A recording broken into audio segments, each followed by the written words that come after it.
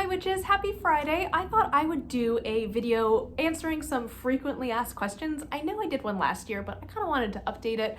And I've been getting a lot of questions again recently, which is awesome, and I love answering them, but I've been getting a lot of the same ones over and over. So I figured I would just like have a video where I could just be like, hey, go watch this. I have my thoughts on this. Now, if there is a question that I didn't answer today, definitely feel free to leave it down below, and I do want to make sure that everyone knows that I don't find these questions annoying at all. I just have been asked them a lot, so I really wanted to sit down and address them. So I don't mind people asking me questions. I am always happy to like illuminate people on the ways of witchcraft from my perspective. But that being said, that there are a lot of different perspectives on witchcraft. So if something that I say doesn't necessarily align with what your beliefs are, that is a-okay. I would love to hear more about it and hear kind of what your perspective is.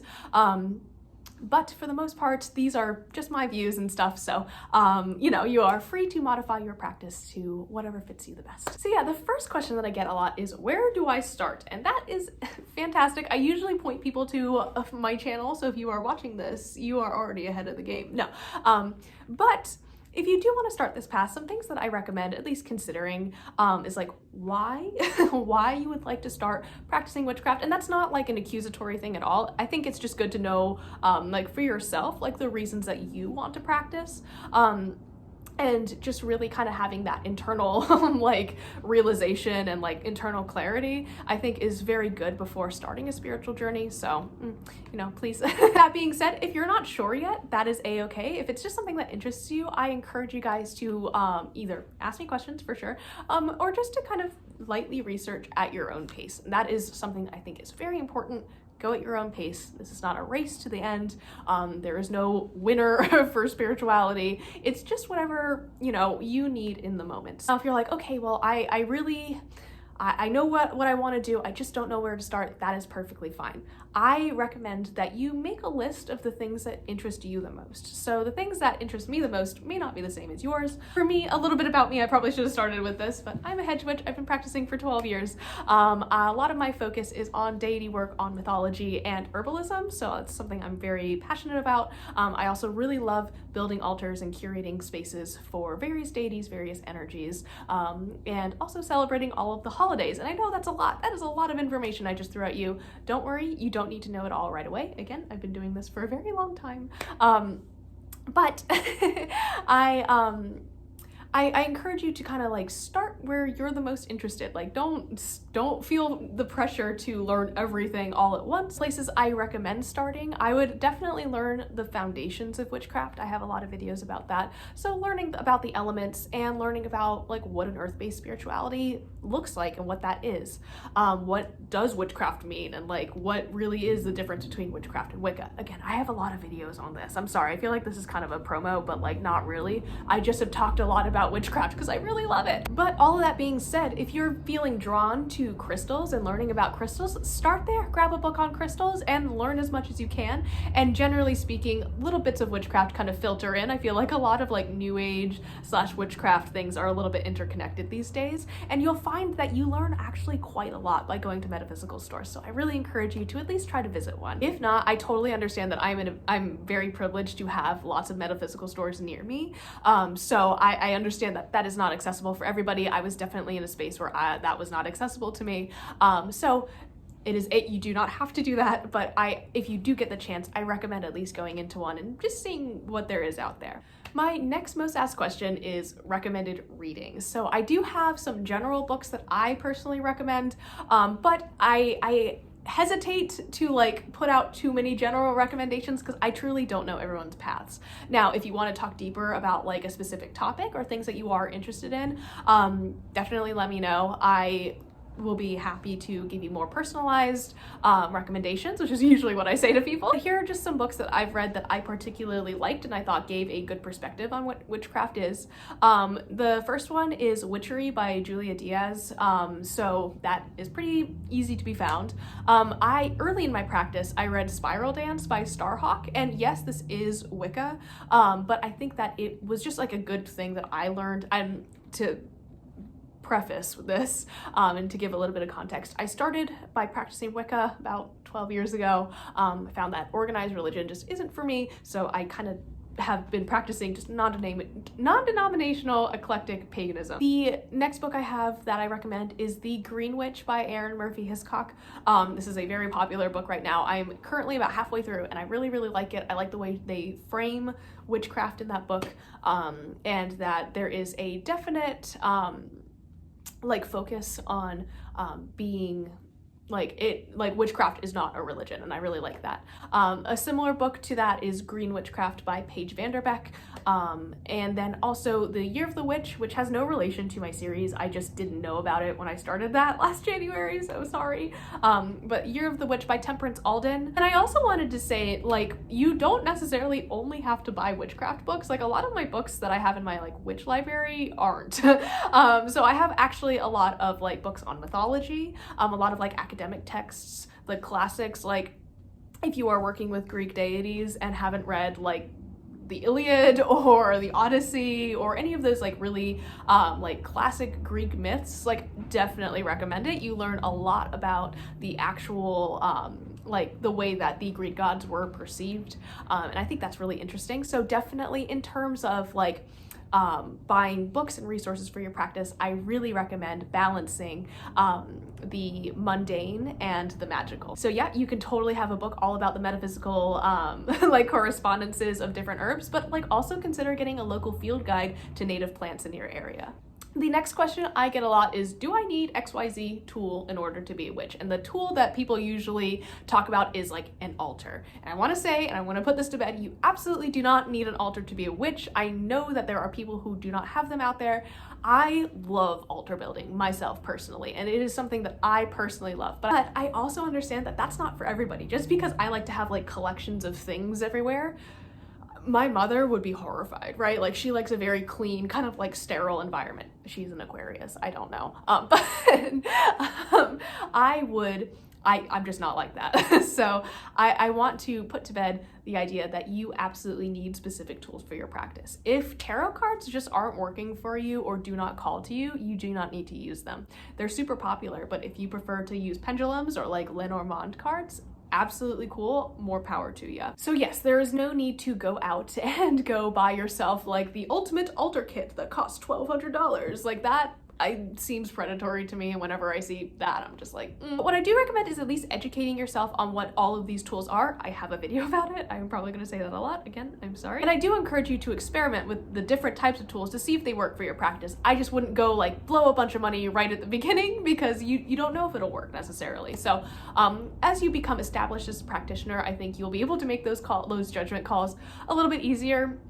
If you're a beginner, you might just be like, but how do I know? And the answer is, you won't until you try it. But if you find that you don't really have need for an athame, please do not go spend like $500 on a ritual knife that you will just keep on a shelf, and it will inevitably end up collecting dust. Learn from my mistakes, learn from them.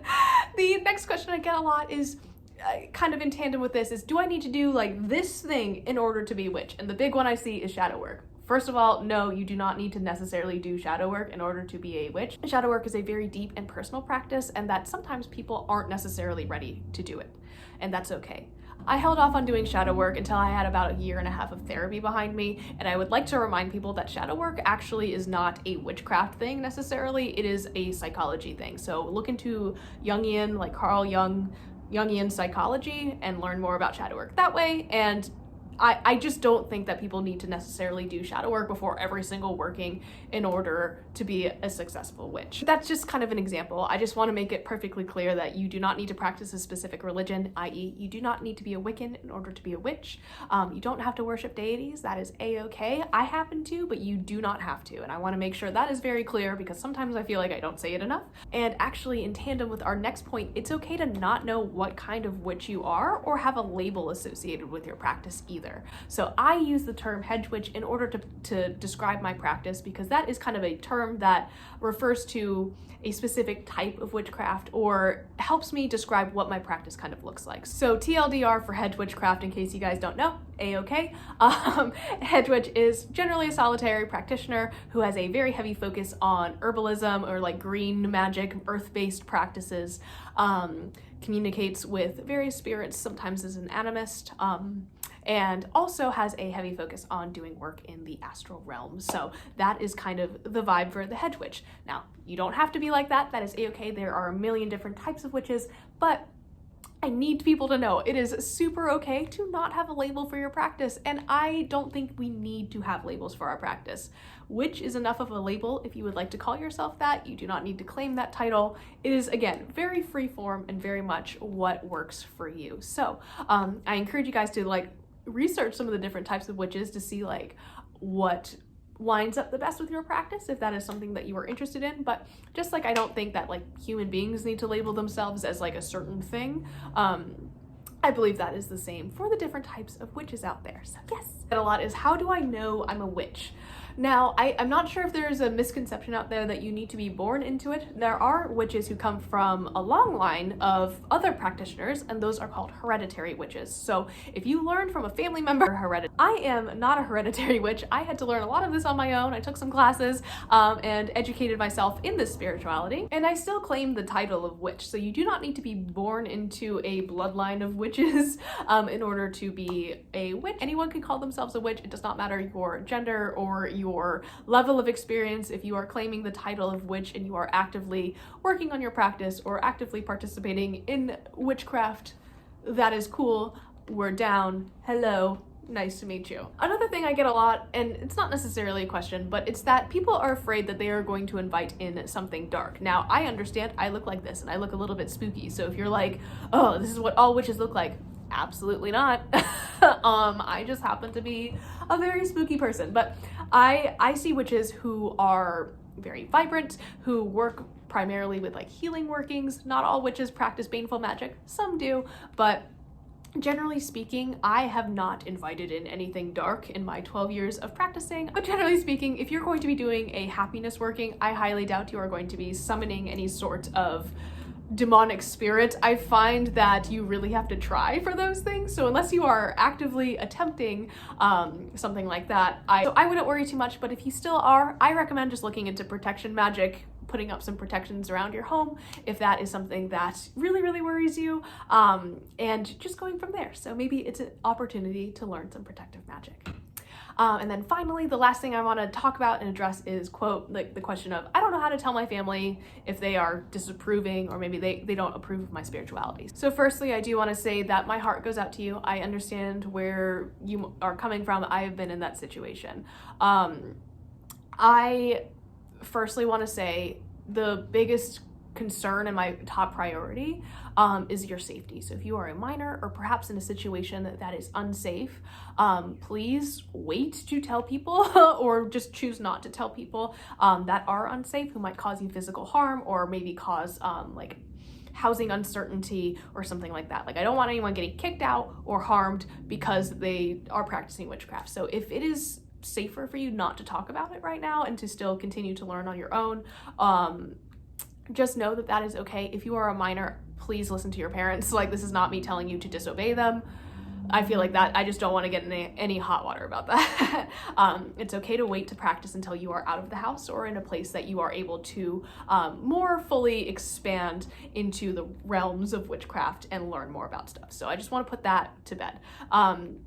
Now, if you are in a space where you are going to tell your family, just keeping an open mind, understanding that they are going to ask a lot of questions that might seem a little bit silly, you know, like, are you working with the devil, and like all of that kind of stuff. And the answer, at least in my case, is no. I don't really work with Lucifer, but I encourage you to be like open and accepting of these questions, because generally speaking, especially if they are coming from a respectful place, they might just be curious or trying to learn about it. So I caution you against being defensive. However, if you know that a family member is going to be like just going to attack you about stuff, maybe consider just like not having that conversation with them. Now, if a family member that you weren't necessarily intending on finds out, it is okay to have that boundary of, I'm not talking about my spirituality with you until you can be respectful about it. And as soon as they don't get respectful or anything like that, if they lose their respect or start being kind of just mean or rude, you do have the ability to stop talking about it and just let them, you know, leave the conversation alone. So